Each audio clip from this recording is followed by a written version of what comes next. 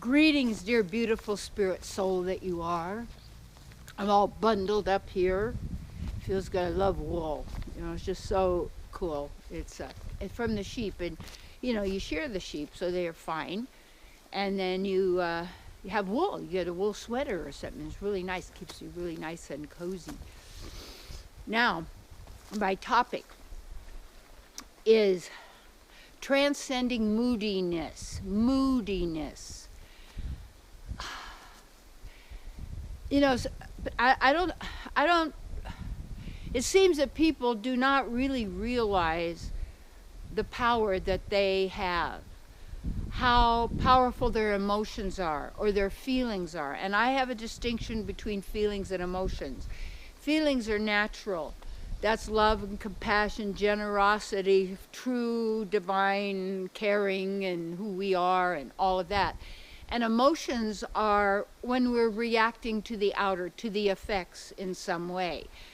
So that we're reacting in the duality, is this good for me or bad for me? How is this going to affect my future happiness?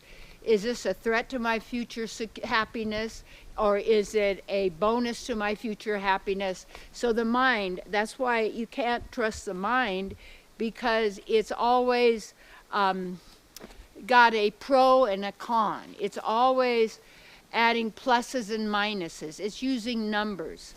It's multiplying. It's always into more. This is this system that just keeps everybody running like a rabbit after a carrot or something, or a dog after a rabbit, or whatever this may be. That it just keeps going and going and going. And it never really gets fulfilled, because there is no fulfillment there. The fulfillment is the person doing the running, and they're running so fast and so far from who they are, they go deeper in, further and further into ignorance and self-abuse and the abuse of others, you see. So that is a symptom of the disease of this mind virus that is thwarts our divine energy with some kind of a thing. Maybe you might call it a reptilian brain or so. I don't know, it's some name, but I would say it has an effect that creates a perverted reality. And so how we get back to our true reality then is to be able to transcend moodiness. And that means to transcend the moodiness of others, and to not be a moody person ourselves, because of how powerful our emotions are and how they affect others, and how magnificent our feelings are when we're being who we truly are, because we're not harming anyone, nor are we a threat to anyone, because we are here celebrating the greatness of the divine that we are all part of now, you see. And in that great grand celebration is where we really live. This is our home, and we are there now.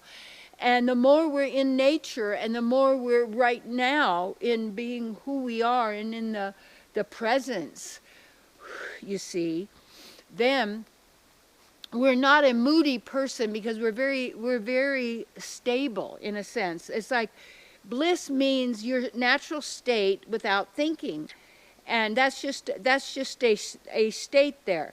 Now there are many different experiences in the feeling level, even in experiences of love. You have many different qualities. But emotions are always, in a sense, thought-driven, because people are reacting to the thoughts that they have accepted as real and true, that are manifesting in their reality. And by calling those real and true, then acting and reacting from that. So then taking one's divine, powerful energy, who we are, and the oxygen, and moving the oxygen to operate the mind. That's why people get tired then of thinking. And so they operate then the mind, and they rob themselves of the oxygen that wants to go in to feed them, to feed their soul, to then allow them to stay centered in their own power and use their power.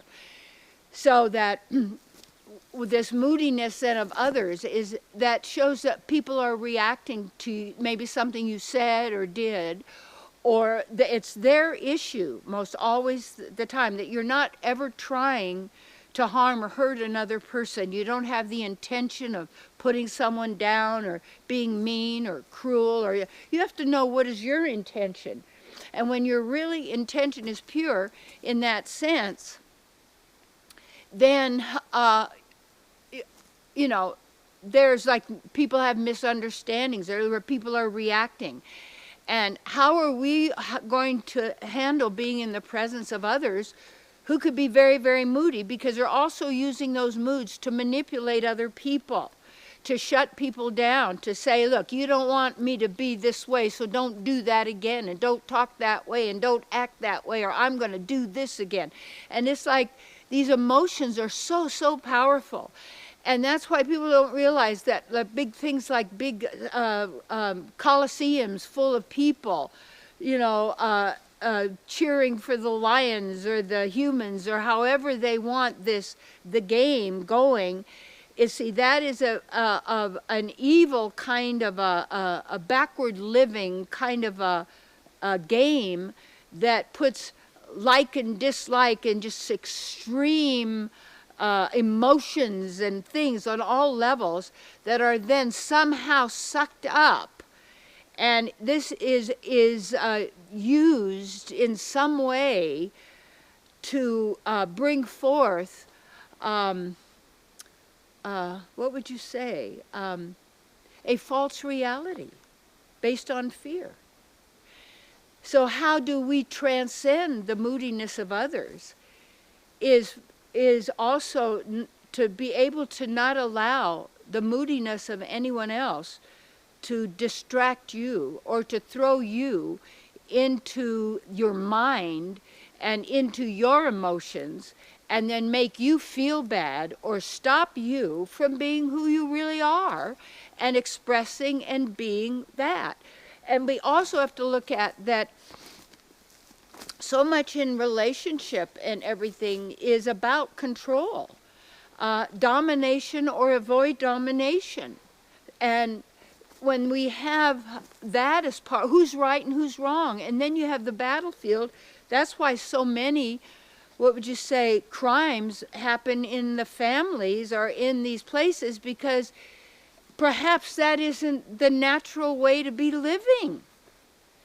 And that when we're out of the natural way to be living, then there's all these diseases, dis-eases, lack of comfort, lack of being. But how do we get suckered into this?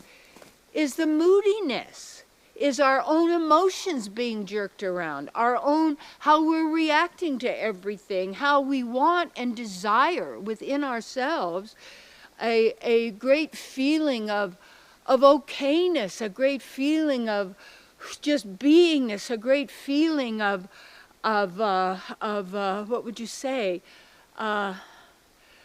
just absolute knowingness and beingness of who we are. And that's possible in every single moment, but what you have to do is to own yourself and not be focusing and giving the power to these thoughts and to this the place of using our own emotions to control other people, our own moods to control them, or to be controlled by the moods of anyone or anything else. Because this is all, you might say, local traffic of that whole system of domination, avoid domination, that whole system of slavery, the whole system of I've got to have everybody be the way I want them to be so I could be happy, you see, and then let's organize it all and get us all good, you know, organizing groups, and we'll be for this, and we'll make sure we manage everybody else so we get it all going the same way to make sure it's the way I want. That's a mind. That's not you. You don't need any of that. And it has to be on a one individual basis, each of us. There's nothing you could buy. It's who you are. But the investment you make in yourself to give you the opportunities to do this, you see, to get into nature, to be there and to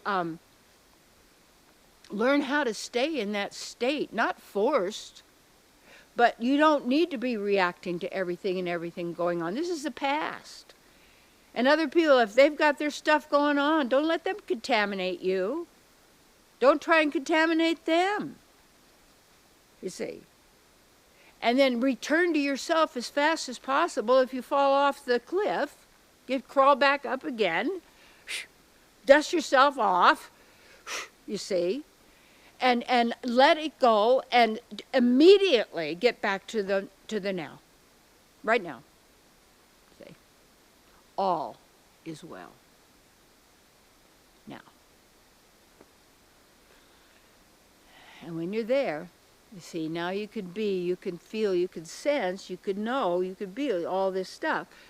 But notice how all these emotions of guilt and fear and pain and suffering and moodiness and energy and the anger and the violence, just like the music, tuning it to 440. I had my piano tuned to 432. I think it's 432, whatever it is, forgot. But the harshness is like a vibration, a frequency, and it's using people's emotions, and they're using their emotions and feelings, and that's reactions of, I don't like that, or I don't know how to deal with that, or blah, blah, blah, and we just react immediately. The key is there's issues and thoughts and patterns going on that are keeping us off center. So the more you can be at peace, be in nature, breathe, and then you start reprogramming, not even reprogramming. Once you understand the programming and you know how to free yourself from it, you're spontaneous in every moment. You don't follow a pattern.